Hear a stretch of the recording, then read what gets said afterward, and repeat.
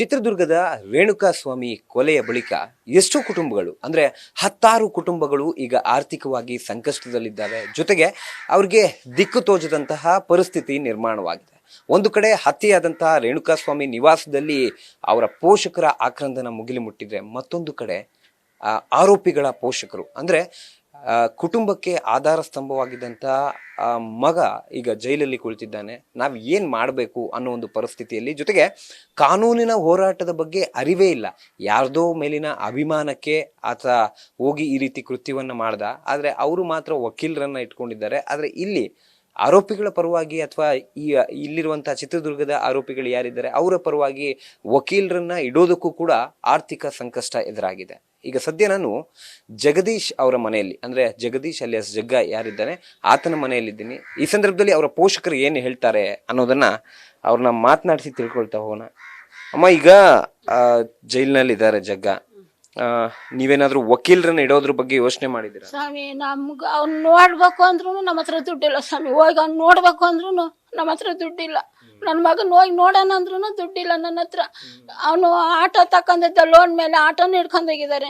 ಅವನು ಅಲ್ಲದೇನೆ ನನ್ನ ಮಗ ಏನು ತಪ್ಪು ಮಾಡಿಲ್ಲ ಸ್ವಾಮಿ.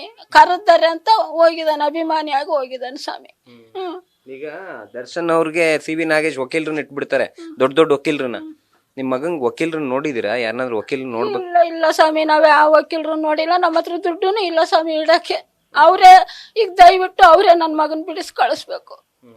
ನಮ್ಮ ಹತ್ರ ದುಡ್ಡಿಲ್ಲ ಸ್ವಾಮಿ ಬಿಡ್ಸಕ್ಕೆ. ದುಡಿಯೋನೊಬ್ಬ ಮಗನು ಅಲ್ಲಿ ಹೋಗಿದ್ದಾನೆ, ಆಟೋನು ತಕೊಂಡೋಗಿದ್ದಾರೆ. ನನ್ನ ಸೊಸೆ ಬಟ್ಟೆ ಅಂಗಡಿ ಹೋಗತ್ತೆ. ಜೀವನನು ಕಷ್ಟ ಆಗಿದೆ ಸ್ವಾಮಿ. ನಮ್ಮನೆಗೆ ದುಡಿಯೋ ಮಗನೇ ಇಲ್ಲ ಅಂದ್ಮೇಲೆ ನಾವ್ ಯಾವ್ದ್ರ ತಿನ್ನ? ನನಗೆ ಮಾತ್ರ ಇಲ್ಲ, ತಲೆ ನರ ಸರಿ ಇಲ್ಲ, ಮಾತ್ರ ತಂದು ಕೊಡಕ್ಕೂ ಇಲ್ಲ. ಈಗ ಜಗ್ಗ ಆಟೋ ಓಡಿಸ್ತಾ ಇದ್ದ, ಎಷ್ಟು ದುಡಿತಾ ಇದ್ದ? ದಿನ 700-800 ರೂಪಾಯಿ ದುಡ್ಕೊಂಬಂದು ಹೆಂಡ್ರು ಮಕ್ಕಳನ್ನ ಸಾಕ್ಯಂದು ಸಂಘಗಳಿಗೆ ಕಟ್ಕೊಂಡು ಜೀವನ ಮಾಡ್ಕೊಂತ ಇದ್ದೀವಿ ಸ್ವಾಮಿ. ಹೆಣ್ತಿನೂ ಬಟ್ಟೆ ಅಂಗಡಿಗೆ ಹೋಗತ್ತೆ. ಈಗ ಪರಿಸ್ಥಿತಿ ಹೆಂಗಿದೆ ಮನೆ? ಈಗಂತೂ ನನ್ ಮಗ ಹೋದ್ಮೇಲೆ ನಮ್ ಪರಿಸ್ಥಿತಿ ಹೇಳ್ಕೊಳಕ್ಕೂ ಆಗ್ತಿಲ್ಲ ಸ್ವಾಮಿ. ಹಂಗಾಗ್ಬಿಟ್ಟಿದೀವಿ ನಾವು.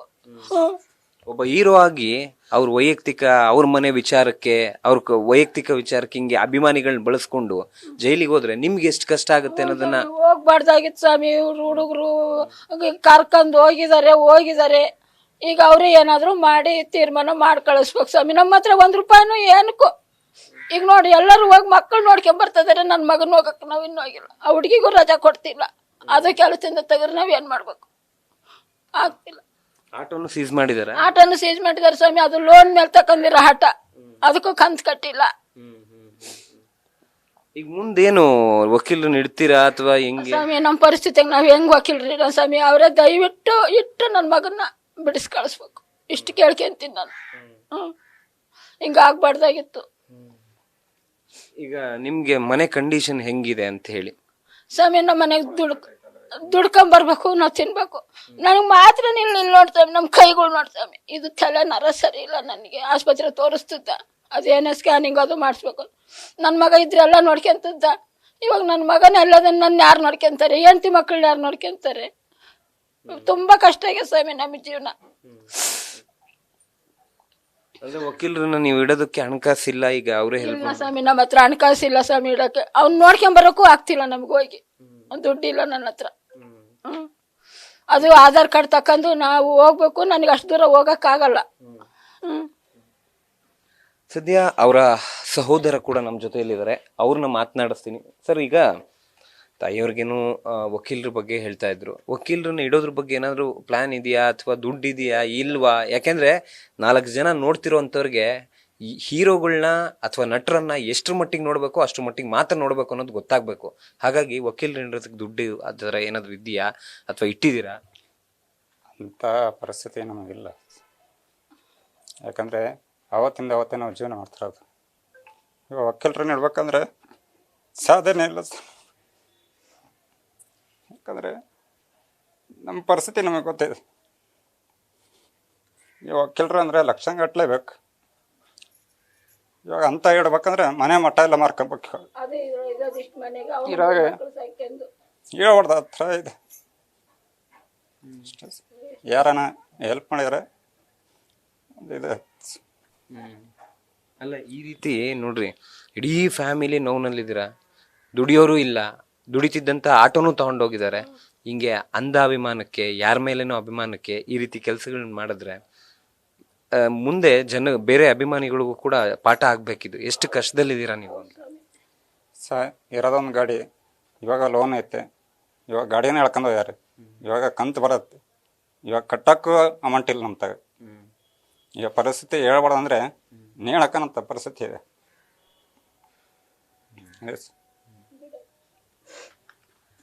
ನೋಡಿದ್ರಲ್ಲ, ಇದಿಷ್ಟು ಜಗದೀಶ್ ಅಲಿಯಾಸ್ ಜಗ್ಗ ಯಾರಿದ್ದ ಆರೋಪಿ, ಆತನ ಮನೆಯವರ ನೋವು. ಅಂದರೆ ಆತ ಯಾವುದೋ ಒಂದು ಅಂಧಾಭಿಮಾನಕ್ಕೋ ಏನಕ್ಕೋ ಈಗಾಗಲೇ ಹೋಗಿ ಆ ನಟನ ವೈಯಕ್ತಿಕ ವಿಚಾರದಲ್ಲಿ ತಲೆ ತೂರಿಸಿ ಈ ರೀತಿ ಕೊಲೆಯನ್ನು ಮಾಡ್ದ. ಆದರೆ ಅವರ ಕುಟುಂಬ ಕಂಪ್ಲೀಟಾಗಿ ಕುಟುಂಬ ಆರ್ಥಿಕ ಸಂಕಷ್ಟದಲ್ಲಿದೆ. ಮುಂದೆ ಕಾನೂನು ಹೋರಾಟ ಹೇಗೆ ಮಾಡಬೇಕು ಅನ್ನೋ ಒಂದು ಅರಿವು ಕೂಡ ಅವ್ರಿಗಿಲ್ಲ. ಜೊತೆಗೆ ವಕೀಲರಿಗೆ ದುಡ್ಡು ಕೊಡೋದಕ್ಕೂ ಕೂಡ ನಮ್ಮ ಹತ್ರ ದುಡ್ಡಿಲ್ಲ. ಅಂದರೆ ಈಗ ದುಡಿತಿದ್ದಂತಹ ಒಂದು ಆಟೋವನ್ನೇ ತಗೊಂಡೋಗಿದ್ದಾರೆ, ನಮ್ಗೆ ಏನೂ ಕೂಡ ಮಾಡುವಂಥ ಪರಿಸ್ಥಿತಿಯಲ್ಲಿ ನಾವಿಲ್ಲ ಅಂಥೇಳಿ ಕಂಪ್ಲೀಟಾಗಿ ಅವರು ನೋವಿನಲ್ಲಿರುವಂಥದ್ದು. ಜೊತೆಗೆ ಆರ್ಥಿಕವಾಗೂ ಕೂಡ ನಾವು ಏನೂ ಮಾಡೋಕ್ಕಾಗಲ್ಲ ಅನ್ನೋ ಒಂದು ಅಸಹಾಯಕ ಪರಿಸ್ಥಿತಿಯಲ್ಲಿ ಸದ್ಯ ಜಗ್ಗ ಅವರ ಪೋಷಕರಿದ್ದಾರೆ. ಕ್ಯಾಮ್ರಾಮನ್ ರಾಘವೇಂದ್ರ ಜೊತೆ Sandesh, news fast, Chitradurga. News first, ನಿರ್ಭೀತಿಯಿಂದ ನಿಮ್ಮ ಪರವಾಗಿ.